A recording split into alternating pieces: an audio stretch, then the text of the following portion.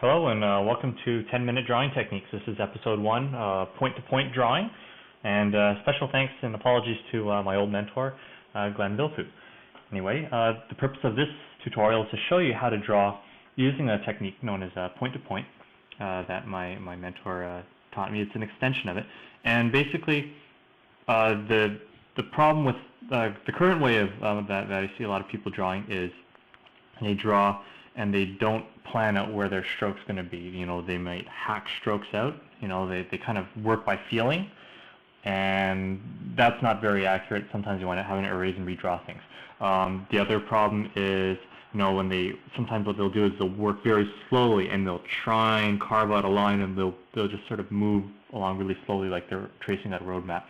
And that's not so good because, you know, it takes you too long to get the stroke done, and you know, by the time you're done the stroke and you look up, you notice that the stroke has gone all off course, and you know, it's like being lost in the forest.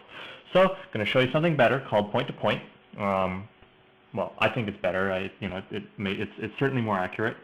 It gives you a degree of accuracy. It lets you plan out where your lines are going to be. And the way it works is, instead of drawing just straight lines out of nowhere, you can plant the point. You know, figure out where that line is going to start and figure out where it's going to end, and then you can basically you can visualize, you know, the line that connects these two dots and draw along what it is that you visualize.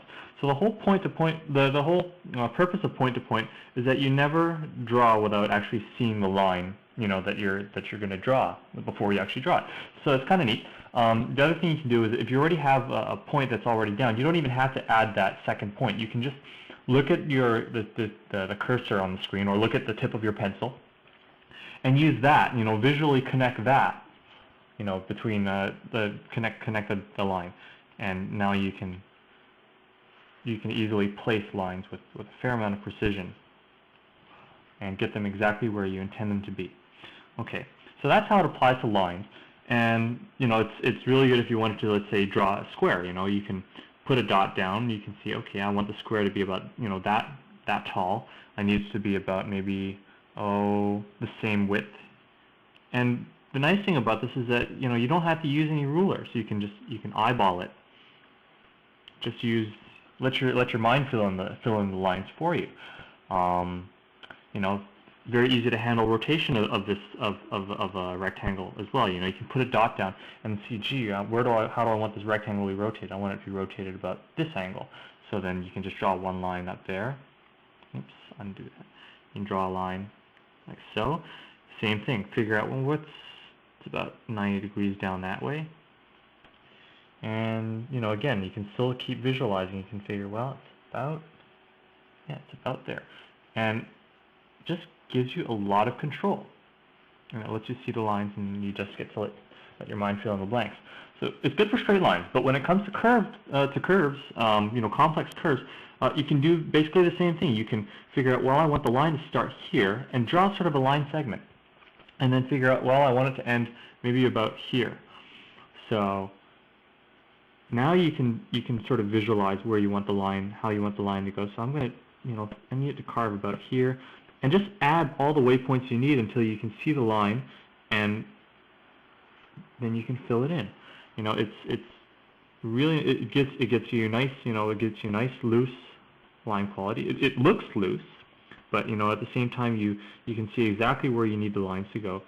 So that's the thing. If you want something that looks like a loose drawing, you know, it looks loose in that there's very few lines, and it looks like it was very deliberate, which it is. You know, this is the trick to getting nice loose lines, nice line quality.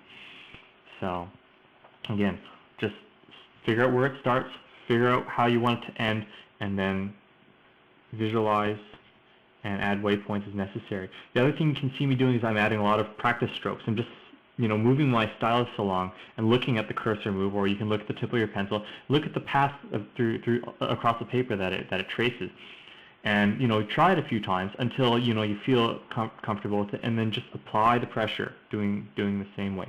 You know, you can just do another stroke, multiple strokes, until you see what you want to see, and then apply pressure, and you can nail it on the first go. And you avoid having to erase things and redraw them. You don't get, you know, you get to stay in the zone, because you know it also really feels nice to be able to hit the strokes that you want to draw Oh, that's the 5-minute mark. And so, anyway, I'm going to show you this. This is great. I'm going to move on, show you guys how to draw some circles. Circles are also a really tough thing for people to draw sometimes. So what I can say is figure out where the center of your circle is going to be. And then you can figure, well, how large do I want the circle? I guess I want it to be about, about that wide. You can figure out, well, there's the other point, and I want it to be down here and about there. And now I can just, I can figure out, add more waypoints and adjust things. And this gets you, again, a lot of control. It lets you really sort of see, oh, that's not quite right, That's the thing, is it takes a little bit of time to make a good circle, large circle for that matter. You have to take your time. You have to be careful. But, if you stay loose, you let your mind fill in the blanks as best you can, you can get some pretty good results, okay?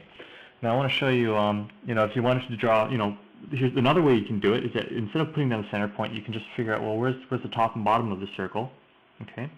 And then you can, move your arm. I'm not drawing with my wrist, I'm drawing with my entire arm right now. And just applying gradual pressure, and, that's another way. You have to sit in the right way as well. It's not as easy as it looks. But you gradually apply pressure until you get the circle you want. And don't worry about trying to get that line nice and hard. There's no purpose to that. No point going really hard, because when you go hard, you lose control. Go light. Then afterwards, you can, now that you have this light line down, you can go in carefully and you can harden the line, and do it, you can do it in multiple strokes. If you really want a clean line, that's what inking's for. Okay. Last trick. We only got about a minute to go. Well, a little over 2 minutes. Another cool thing about point to point that you can do is you can use this technique. Let's see if let's see. You can use it to blow up complex patterns. So I draw a square right now, and let's put in a complex pattern right now into this square. Okay. And add another one there. Gonna run out of time soon. Okay, same thing, 2 points, another 2 points down here. We have a plane that's slightly, distorted in perspective. Now I can figure, well, gee, that's a halfway point, so I'm gonna move that point over there. That's good.